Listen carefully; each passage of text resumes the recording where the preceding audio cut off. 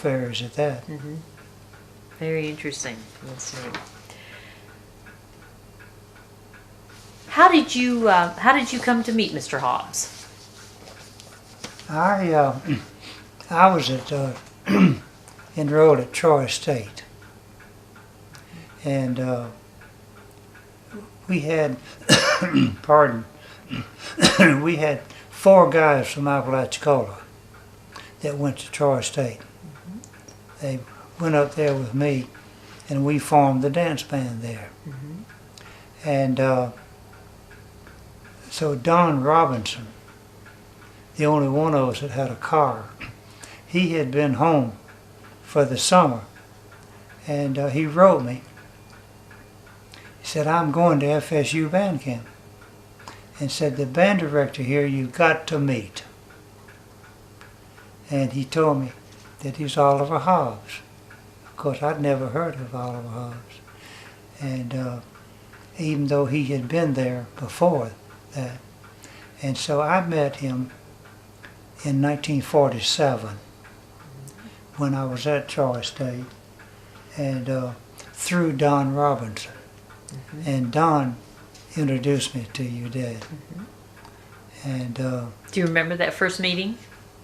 yes, we were at the band camp started in the old Florida High, which was a long building down below the School of Music now. Okay.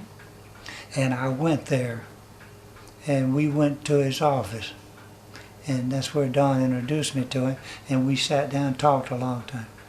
Mm-hmm. About music. About bands. Mm-hmm. And he asked my opinion about the clarinet, Mm-hmm. and he just wanted to know a lot about me. Mm-hmm. And the first time he saw me work, when I was at Greensboro, Mm-hmm. and he liked the Greensboro band, and that's when he asked me to come to Tallahassee and work with him. Mm-hmm. Mm-hmm. Well, tell us a little bit about your time in Greensboro. Greensboro. Mm-hmm. I had the Greensboro High School band. Okay. It's a community of what size? Well, we had, I guess Greensboro had probably 300 people, Okay. Okay. and it had a little high school. Mm-hmm. The high school had about 60 people in high school, Mm-hmm. How big was your band? maybe 32. Well, that's over half the school population. That's pretty Yeah. good. Well, I had more than half the high school in the Yeah. band, Yeah. and they were rural kids, but smart. Yeah. Mm-hmm. And they were all from good families Mm-hmm. that had money. Nice farming area there, I guess. Yeah, They were big large tobacco farms. farm. Yeah. And because we had a band parents meeting, and they said, the band parents said, we want new band uniforms. That they had some, but they were very old and ratty. And so they said, Jeff, find us a uniform company. Well, I knew about Juden, which Troy State bought its uniforms from. Mm-hmm. Terry and Juden. Mm-hmm. And so I asked them, I said, when do you want to order these uniforms? They said, how about next week? Well, Right away. I kind of hit me, you know. I said, now, where are they going to get that much money? And because we needed about 45 uniforms Mm-hmm. for extras. And so the president says, well, we'll meet here next week. And so we met at the band room a week later. Guess what? They had all the money. All of it. Yep. That's And the way it I worked asked back a then. couple of them, I said, how did you get all that money? He said, it was all donated. And Community pride. And so I said, how'd you do it? He says, well, we just send so-and-so out to the Green farm. And they'd find Mr. Green and get on the back of his tractor. while he was plowing, and said they wouldn't leave till he donated a uniform. And they had all of that money in a week. That's something. Well, it used to work. We used to work out okay that way, didn't it? So we never did raise money for uniforms.